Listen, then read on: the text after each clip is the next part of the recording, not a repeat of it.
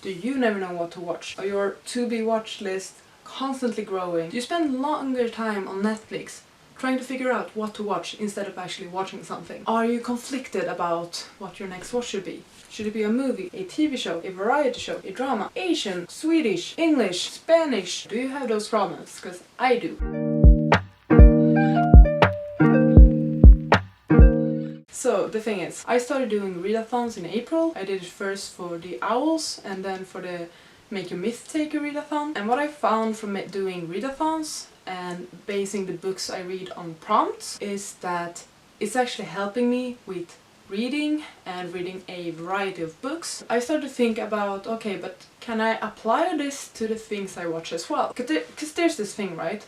Where either you're watching a lot of movies and TV shows but you're not reading, or you're reading a lot but suddenly you don't have time for television shows. Because that's kind of been the thing for me now. I started to watch a lot of TV series when I was in high school, and that continued on to university, and that's when I stopped reading. But now, this year, I've been reading quite a lot, but I haven't kept up with the television shows that I enjoy. So it's always in this like conflicting thing where I want to watch something, but I also want to read, and I feel like I only have time for one of those things, you know? I really wish to make both a priority. I do enjoy the things that reading do for me, but I also really enjoy the things that TV shows and movies does for me. I like keeping up with the popular culture, I like to keep up with what people are watching and understand why they are watching something, why something is being memed, why people are enjoying things.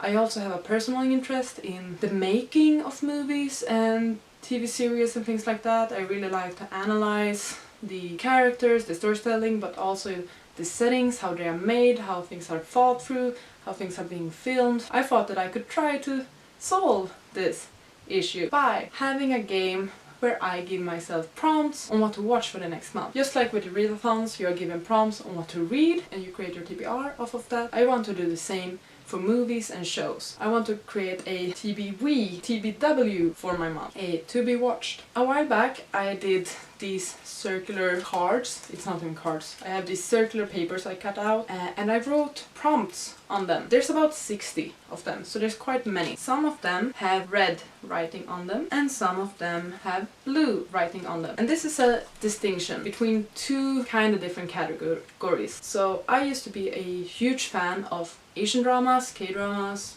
Taiwanese dramas, you name it, but Asian drama. And I want to embrace that again. I'm still a fan of them, but I just haven't been watching as many K-dramas as I did 5 years ago. So the ones with red writing on them are specifically meant for Asian dramas, while the ones with blue on them are prompts meant in general. So for also American series or Swedish series or whatever. Those are more general, and these ones are specifically Asian dramas. For this month, I'm hoping to develop this in the future, but what I did was I picked 4 of these ones. Some examples of prompts are Japan. It's blue because it's general, but it's specifically I need to watch a Japanese production of something. We also have a classic, we have highest rated, Finnish current watch. For the Asian dramas, we have some typical tropes, because as you might know, K-dramas and similar are usually fairly tropey. So we have cohabitation, which is one of my personal favorites, so it has to be a drama or a movie featuring cohabitation, where the characters need to live together. We also have time travel, IMDb Top 100 series. Those are some of the prompts. So what I did was I pulled 4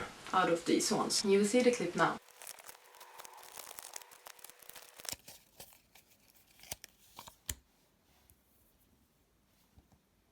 My first pick was friend pick. I texted a friend of mine and I asked her, "Hi, would you like to pick a movie or a show for me to watch in September?" And she replied with, "Well, if you haven't watched La Casa de Papel yet, I would recommend that one." So that's my first watch decided. Easy, right? So my first watch will be La Casa de Papel. I looked it up, it's about 3 or 4 seasons. My next draw was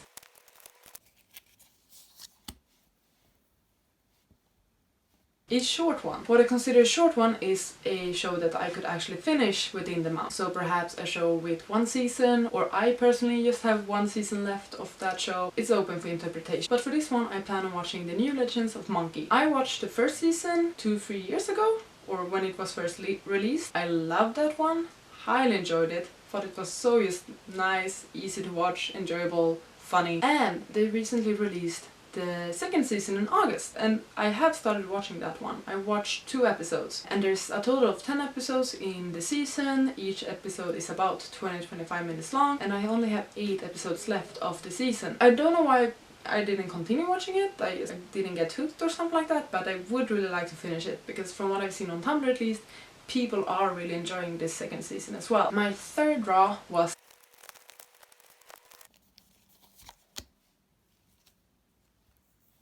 for lowest rated. I went to movies on my Netflix. I started comparing their ratings on IMDb. What I found was the lowest rated, with I believe 4.8 on IMDb, was Temptation Island, also called Love Wrecked, I think.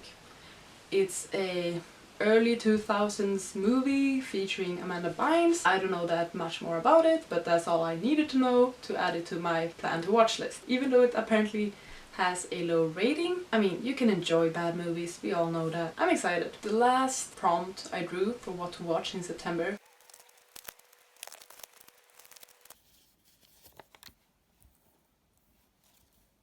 Forbidden Romance, and this one is specifically for Asian dramas. I have not yet decided this one because I looked at my drama list and it's long, and I don't have the time or the patience at the moment to scroll through it and look through all of the synopses and the plots and figure out which one of these shows and or movies have forbidden romance tropes in them. By the time I edit this, I will know what Asian drama or movie to watch in September featuring the forbidden romance trope.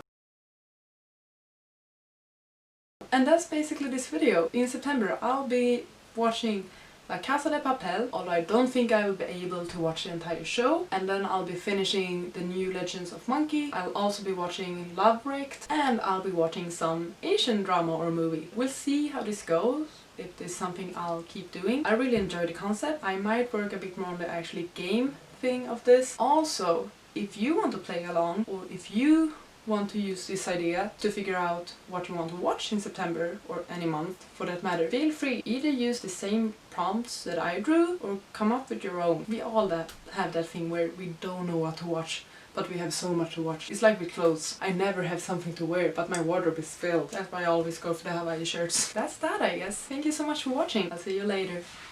Bye. You gotta just go for it. Don't think about what comes after.